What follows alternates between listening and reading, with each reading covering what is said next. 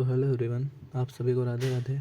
I hope आप सभी ने लास्ट लेक्चर अच्छे से देख लिया होगा, जिसमें हमने सीरीज़ और पैरेलल कॉम्बिनेशंस के अच्छे अच्छे क्वेश्चंस प्रैक्टिस किए थे। अगर आपको कोई भी डाउट क्वेरी हो तो आप ज़रूर उसे कमेंट बॉक्स में मेंशन किया करिए, ताकि मैं आपके डाउट को समझ पाऊँ और फिर उसे नेक्स्ट लेक्चर के फॉर्म में अपलोड करके बता सकूँ। ठीक है, तो चलिए आज का लेक्चर स्टार्ट करते हैं। और आज का लेक्चर है हमारा heating effect of electric current पर हीट पर बेस्ड है। ठीक, तो चलिए एक एक करके स्टार्ट करते हैं। बहुत ही अच्छा लेक्चर है, आपको हर चीज़ समझ में आएगी। ठीक है, ये देखिए, हमारा इलेक्ट्रिक करंट कुछ इफ़ेक्ट्स प्रोड्यूस करता है। वो कौन कौन से इफेक्ट प्रोड्यूस करता है? वो 3 तरीके के इफेक्ट प्रोड्यूस करता है। एक होता है हीटिंग इफेक्ट, जो आपको इस चैप्टर में पढ़ना है। एक होता है मैग्नेटिक इफेक्ट, जो हम मैग्नेटिज्म चैप्टर में पढ़ेंगे। और एक होता है chemical effect of electric current. ठीक, जो आप केमिस्ट्री में जनरली पढ़ते हैं। तो heating effect of electric current के बारे में हमें इस चैप्टर में पढ़ना है। और magnetic effect of electric current का आपका नेक्स्ट चैप्टर होगा मैग्नेट्स का, तो वहाँ पे आप पढ़ेंगे विस्तार पूर्वक। आज हमें इसको heating effect of electric current को अच्छे से बहुत ही डिटेल में पढ़ना है। ठीक है, कि कैसे इलेक्ट्रिक करंट अलग अलग ट्रांसफॉर्मेशन कर सकता है। कभी वो हीट प्रोड्यूस कर सकता है, कभी वो केमिकल प्रोड्यूस कर सकता है, और कभी वो मैग्नेट इफेक्ट प्रोड्यूस कर सकता है। ठीक है, तो चलिए इसी के बारे में अच्छे से जानते हैं। तो मेरी बात आप पहले सुनिएगा, ध्यान से सुनिएगा। ठीक, अच्छा ये बताना, मान लो कोई भी मेटालिक कंडक्टर है, आपने जनरली देखा भी होगा। मान लो हमारा कोई मेटालिक कंडक्टर है। ठीक, मान लो हमारा कोई मेटालिक कंडक्टर है। ठीक है, जैसे ही उसमें करंट पास करता है वोल्टेज के क्रॉस, है ना, वोल्टेज अगर लगा है तो यहाँ से करंट पास कर रहा होगा, ये मानते हैं। तो जैसे ही एक मेटालिक कंडक्टर में करंट पास करता है, तो जो हमारा मेटालिक कंडक्टर होता है ना, वो धीरे धीरे धीरे, मैंने आपको बताया था इलेक्ट्रॉन होते हैं किसी भी मेटालिक कंडक्टर में, और उन इलेक्ट्रॉन के पास उनकी ड्रिफ्ट वेलोसिटी होती है, बताया था ना। तो मैं इसको अच्छे से बता देता हूँ आपको। लास्ट में मैंने बताया था आपको, लास्ट लेक्चर में नहीं, लास्ट लेक्चर में नहीं बताया था, और पहले बताया था, लेकिन मैं आपको यहाँ पे रिवाइज करा देता हूँ एक बार जल्दी से। तो ध्यान से सुनिएगा।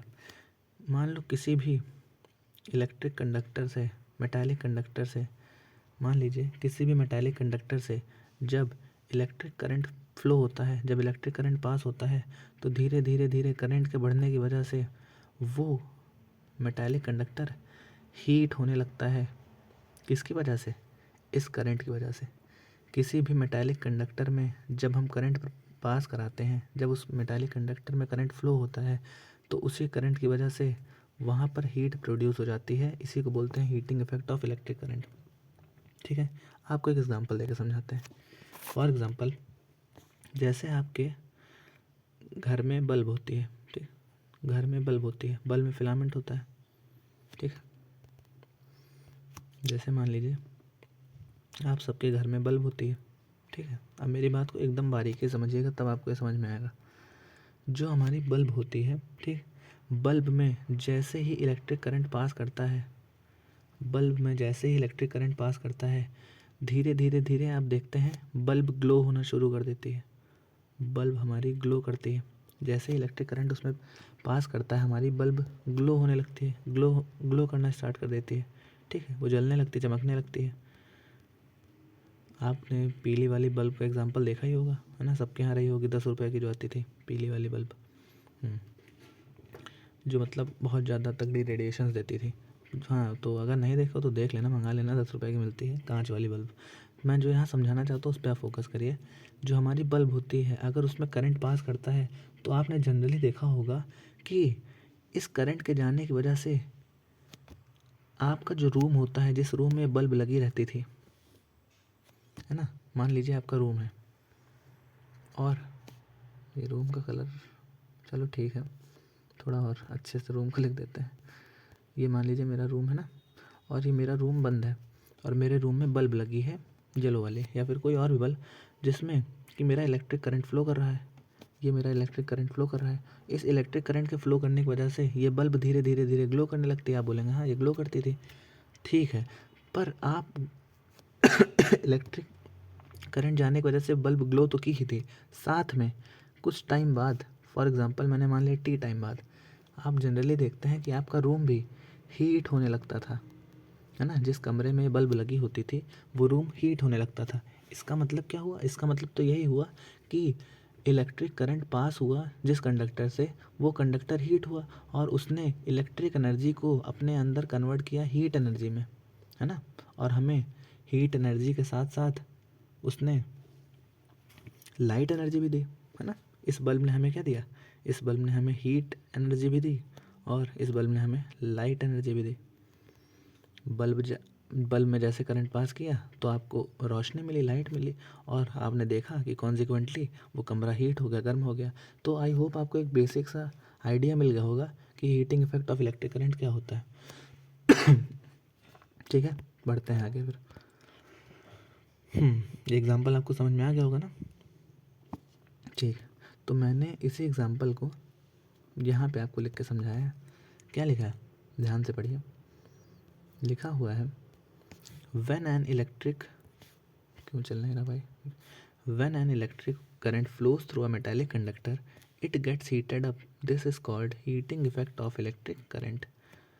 जब किसी भी मेटालिक कंडक्टर में एक इलेक्ट्रिक करंट या बहुत सारा इलेक्ट्रिक करंट फ्लो करता है तो वो कंडक्टर हीट हो जाता है, गर्म हो जाता है, और इसी कंडक्टर की हीटिंग को बोलते हैं heating effect of electric current. ठीक है, इसी को बोलते हैं heating effect of electric current. ये देखिए, ध्यान से इस डायग्राम को देखिए, कितना प्यारा डायग्राम है और ये काफ़ी चीज़ें बता रहा है। जैसे ही इस मेटालिक कंडक्टर में करंट फ्लो हो रहा है, जैसे ही इस मेटालिक कंडक्टर के अंदर करंट फ्लो हो रहा है, ये मेटालिक कंडक्टर, ध्यान से देखो, ये मेटालिक कंडक्टर हीट हो रहा है ना।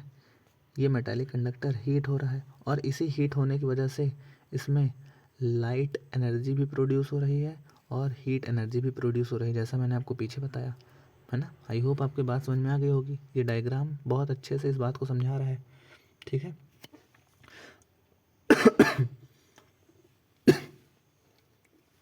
एक मिनट, सॉरी।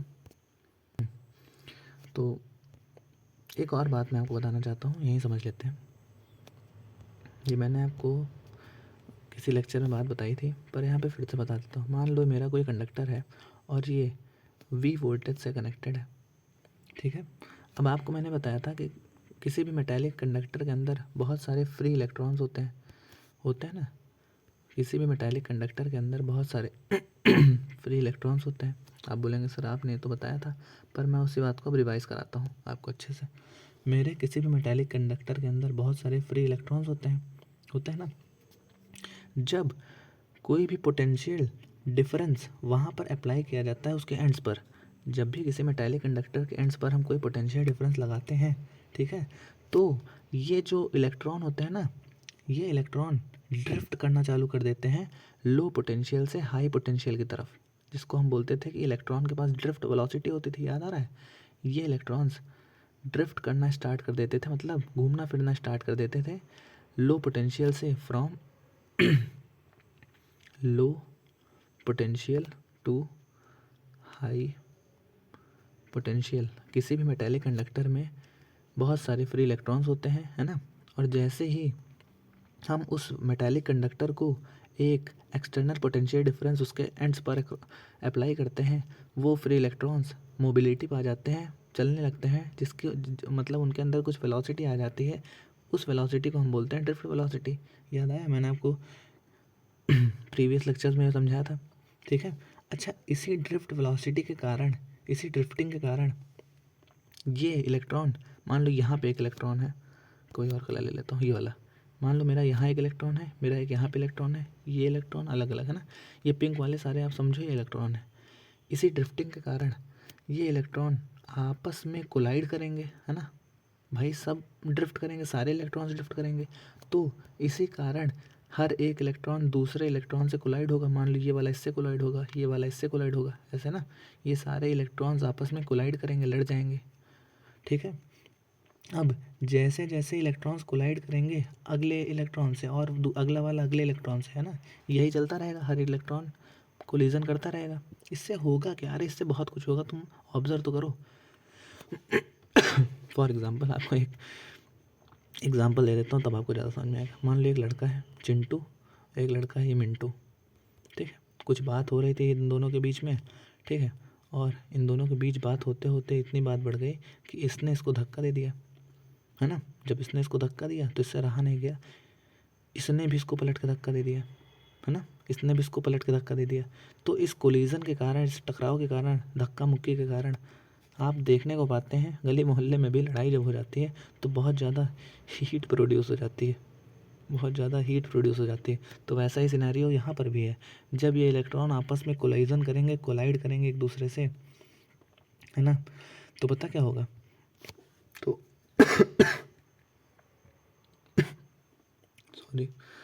सॉरी एक सेकेंड, सॉरी, इसे हीट, मुझे खांसी आ रही है तो सॉरी। तो इसी कोलिजन के कारण इस कंडक्टर के अंदर बहुत ही हाई अमाउंट में हीट प्रोड्यूस होती है। बात आपको समझ में आ गई? इलेक्ट्रॉन के लड़ने भिड़ने के कारण, उनकी ड्रिफ्टिंग के कारण यहाँ पर हीट प्रोड्यूस होती है, जिसी को बोलते हैं हीटिंग इफेक्ट, ठीक। और इसको डिटेल में समझते हैं हम। अब यहाँ लिखा है रीज़न, आखिर ये ऐसा क्यों होता है ना। ये heating effect of electric current ऐसा क्यों होता है, उसका रीज़न, और उसका रीज़न मैंने आपको पिछले पेज में बता दिया, है ना। उसका रीज़न क्या होता है कि हीट कैसे प्रोड्यूस होती है किसी भी मेटालिक कंडक्टर के अंदर। तो आपको रीज़न समझ में आ गया होगा, यही रीज़न है जो मैंने आपको यहाँ पे समझाया इतनी देर से, ठीक। तो बढ़ते हैं आगे। एक और बात, ये बहुत ही इम्पोर्टेंट बात है, इस पर भी ध्यान देना। ध्यान से लिखो, इस लाइन को देखो, ध्यान से पढ़ो क्या लिखा है। लिखा है मोर is the amount of current passing through the conductor, larger is the rate of collision and consequently larger is the amount of heat produced. तो कितनी प्यारी बात लिखी, कह रहा है मोर is the amount of current passing through the conductor. किसी भी कंडक्टर से जितना ज़्यादा करंट पास होगा उतना ज़्यादा कोलिजन होगा। भाई जितना ज़्यादा करंट जाएगा उतना ज़्यादा कोलिजन होगा, और उस कोलिजन के कारण उतनी ज़्यादा हीट प्रोड्यूस होगी। मैं इसको आपको आसान भाषा में कुछ ऐसा समझाने वाला हूँ, ठीक है। सॉरी, हाइलाइटर नहीं, पेन का यूज़ करना है, ब्लैक पेन। बहुत अच्छे से आपको भी समझ में आ गया।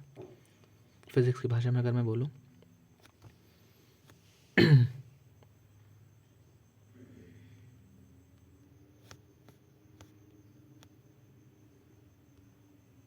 देखो मैंने क्या बना दिया इसको, जितना ज़्यादा करंट किसी भी कंडक्टर में फ़्लो होगा, है ना, उतना ज़्यादा इलेक्ट्रॉन में रेट ऑफ कोलिजन होगा, और जितना ज़्यादा रेट ऑफ कोलिजन होगा उतनी ज़्यादा हीट प्रोड्यूस होगी। मतलब अगर किसी कंडक्टर में मेरा करंट ज़्यादा फ्लो करता है तो रेट ऑफ कोलिजन इलेक्ट्रॉन्स के बीच में ज़्यादा होगा और हीट ज़्यादा प्रोड्यूस होगी। अगर किसी भी कंडक्टर में करंट कम फ्लो करता है तो इलेक्ट्रॉन का रेट ऑफ कोलिजन कम होगा और फिर कॉन्सिक्वेंटली हीट भी कम प्रोड्यूस होगी। आई होप आपको ये बात समझ में आ गई होगी कि जितना ज़्यादा करंट होगा उतना ज़्यादा रेट ऑफ कोलिजन होगा, और जितना ज़्यादा रेट ऑफ कोलिजन होगा उतनी ज़्यादा हीट प्रोड्यूस होगी। एक और एग्जांपल दें दिमाग में फिट करने वाला, सटीक से दिमाग बैठेगा। दो लोग थे, अच्छा है ना, मोहल्ले में दो लोग लड़ रहे थे, तो गर्मी गर्मा कम थी ना, लड़ाई झगड़ा हो गया, चलो ठीक, सॉर्ट आउट हो जाएगा जल्दी से। दो लोग थे, तो ऐसा समझो दो लोगों को करंट, तो दो लोग थे मतलब करंट कम था, करंट कम था तो हीट प्रोड्यूस तो हुई थी, रेट ऑफ कोलिजन हुआ था क्योंकि दोनों लोगों के बीच में, तो दो लोग के बीच में रेट ऑफ कोलिजन हुआ, हीट प्रोड्यूस हुई लेकिन कम हुई। कम कैसे हुई? फॉर एग्जांपल अगर मान लो वहाँ 2 की जगह 20 लोग होते, अगर मान लो वहाँ 2 की जगह 20 लोग होते, मतलब एक लड़के का सपोर्ट या फिर एक लोगों का सपोर्ट 20 आदमी कर रहे होते और दूसरे का भी सपोर्ट 20 आदमी कर रहे होते, इनका भी सपोर्ट 20 लोग कर रहे थे और इनका भी लोग 20 लोग सपोर्ट इनका कर रहे थे। तो जब इनका 20 सपोर्ट करेंगे, इनका 20 सपोर्ट करेंगे, तो 20 40 और 2 42 लोगों में लड़ाई हो जाएगी। और जैसे जैसे कोलिजन ज़्यादा होगा, 42 लोगों में कोलिजन बहुत ज़्यादा होगा, धक्का मुक्की होगी, मारपीट होगी। तो उन 42 लोगों की वजह से हीट ज़्यादा प्रोड्यूस होगी। अब शायद आपके दिमाग में ये बात अच्छे से फिट हो चुकी होगी, ठीक है। ये देखो इस डायग्राम को आप अच्छे से देखो, इसमें भी काफ़ी अच्छी चीज़ समझाई गई है। लिखा है ये देखो, जितने ज़्यादा करंट जा रहा है, जितना ज़्यादा करंट फ्लो करेगा, उतना ज़्यादा इलेक्ट्रॉन एक दूसरे से ड्रिफ्ट होंगे, है ना, एक दूसरे के पास ड्रिफ्ट वेलोसिटी के साथ भागेंगे, कोलिजन होगा उनके बीच में, और जितना ज़्यादा कोलिजन होगा उतनी ज़्यादा हीट प्रोड्यूस होगी। आई होप आपको ये बात समझ में आ गई होगी। ठीक है। तो यही बात मैंने यहाँ पे लिखी है, इसको भी पढ़ लेते हैं एक बार जल्दी से। क्या लिखा है? द हीट प्रोड्यूस्ड, कहाँ गया, सॉरी, जल्दी से इस बात को आप पढ़ लो, है ना, मैं पानी पी लेता हूँ।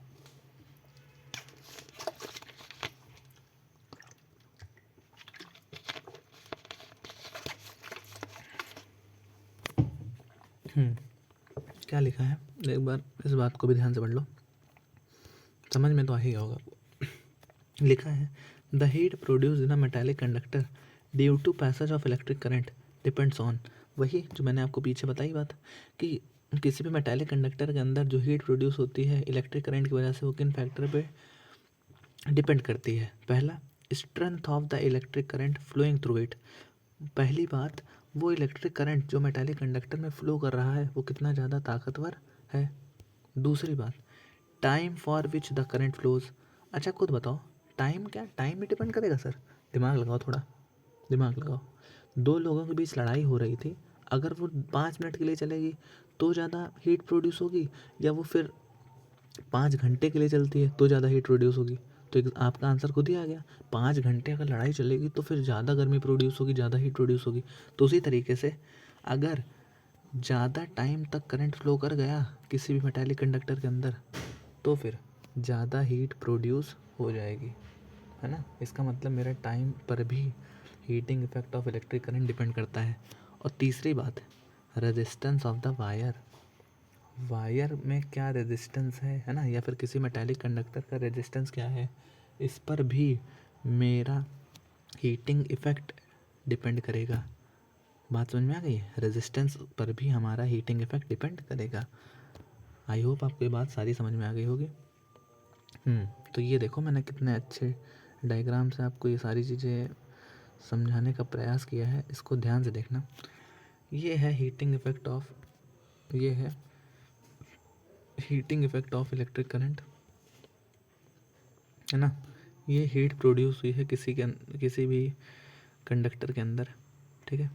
अब इस हीट, ये जो हीट है किसी भी मेटालिक कंडक्टर के अंदर, वो किन किन चीज़ों पर डिपेंड कर रही है? तो वो डिपेंड करती है टाइम पर, वो डिपेंड करती है करंट पर, और वो डिपेंड करती है रेजिस्टेंस पर, है ना। टाइम पर, करंट पर और रेजिस्टेंस पर, ठीक है। टाइम पर, करंट पर और रेजिस्टेंस पर, जिसकी वजह से एक फॉर्मूले का जन्म होता है जिसको हम बोलते हैं H=I²RT। अभी हम लोग इसके बारे में भी डिटेल में जानेंगे, ये आखिर फॉर्मूला आया कहाँ से। हीट किस पे डिपेंड करती है? करंट पर, रेजिस्टेंस पर, टाइम पर। करंट पर, रेजिस्टेंस पर, टाइम पर हीट डिपेंड करती है, यही तो समझा रहे हैं पीछे। और यही है फॉर्मूला किसका? इसका फॉर्मूला, ये फॉर्मूला है heating effect of electric current का, ठीक है। इसको बोलते हैं H=I²RT। इन्हीं फैक्टर्स पर, करंट पर, रेजिस्टेंस पर और टाइम पर हमारे किसी भी मेटालिक कंडक्टर की हीट डिपेंड करती है। होप आपको समझ में आ गया होगा अच्छे से। अब पढ़ते हैं आगे, ठीक है।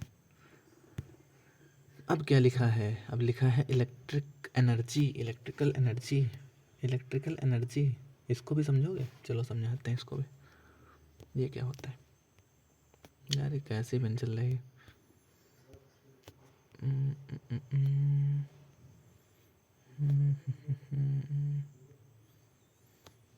ध्यान से देखना, ये मेरा यहाँ पर रेजिस्टेंस लगा हुआ है सर्किट पर, और ये मेरी V पोटेंशियल की बैटरी है, ठीक है। ये पॉजिटिव टर्मिनल है, ये नेगेटिव टर्मिनल है। जैसे ही स्विच ऑन होगा करंट फ्लो करेगा, higher potential to lower potential, ऐसा करंट फ्लो करेगा। तुम लोग का आंसर टक से आएगा, ऐसे करंट फ्लो करेगा, ठीक। अब मेरी बात को ध्यान समझना, जैसा कि तुम लोग जानते हो जो मेटालिक कंडक्टर होते हैं वो हमेशा रेजिस्टेंस ऑफर करते हैं करंट को फ्लो करने के लिए। तो हर मेटालिक कंडक्टर के पास अपना अपना रेजिस्टेंस होता है ताकि करंट फ्लो करके आए, ठीक। इस वजह से क्या होता है कि कुछ एनर्जी जो होती है ना, वो ध्यान से सुनना, इस वजह से क्या होता है कि कुछ एनर्जी की ज़रूरत होती है करंट के फ्लो को बनाने के लिए, कुछ एनर्जी की ज़रूरत पड़ जाती है करंट के फ्लो को बनाने के लिए, ठीक है। अब जितनी एनर्जी करंट के फ्लो को बनाने के लिए यहाँ ज़रूरत पड़ेगी,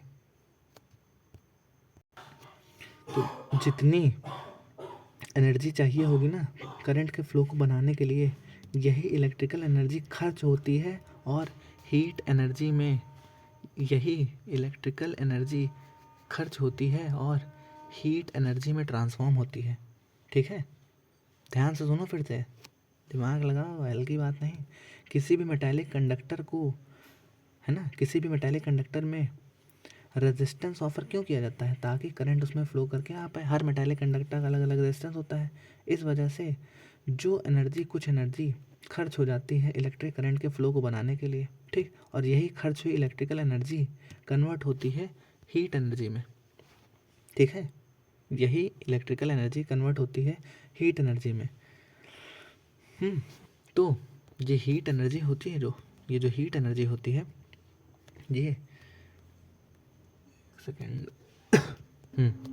सॉरी, ये जो हीट एनर्जी होती है हमारी, ये पता क्या होती है, ये होती है amount of work done, amount of work done. ध्यान से देखना, ये होती है किसके बराबर, amount of work done in sending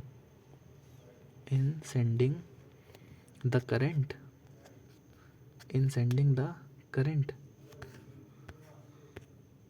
sorry अगले पेज पे करते हैं, इन sending the current through the conductor, through the conductor. मतलब ये मान लो कोई मेरा कंडक्टर है, ठीक। अब समझना, ये जो हमारी अमाउंट ऑफ हीट प्रोड्यूस हो रही है, कितना ज़्यादा अमाउंट हीट का प्रोड्यूस हुआ, ये पता किस बराबर होता है, ये बराबर होता है वर्क डन के, इन sending the current through the conductor. कितना वर्क डन लगा कंडक्टर से, भैया सुनना ध्यान से, कितना वर्क डन चाहिए होगा कंडक्टर कितना वर्क डन चाहिए होगा कंडक्टर में करंट को फ्लो कराने के लिए, या फिर ध्यान सुनना, या फिर इसको ऐसे बोल सकते हो कि किसी भी कंडक्टर से करंट को भेजने में जितना वर्क डन चाहिए होगा, वही अमाउंट ऑफ हीट एनर्जी के बराबर होगा, अमाउंट ऑफ हीट प्रोड्यूस के बराबर होगा। ये थोड़ी सी कॉम्प्लिकेटेड भाषा में आप समझे हैं, पर ये बात आप और अच्छे से जानेंगे नेक्स्ट लेक्चर में, जब हम इसका डेरिवेशन पढ़ेंगे। जो डेरिवेशन खुद बोलता है, क्या बोलता है, जो डेरिवेशन खुद बोलता है H=I²RT का जन्म कहाँ से हुआ। तो नेक्स्ट क्लास में हम इसके डेरिवेशन के बारे में अच्छे से पढ़ेंगे। होप आपको ये लेक्चर समझ में आ गया होगा। अगर आपको ये लेक्चर समझ में आ गया है तो कंटिन्यूसली पढ़ाई ऐसे ही करते रहिए, ठीक है। All the very best, thank you, have a nice day.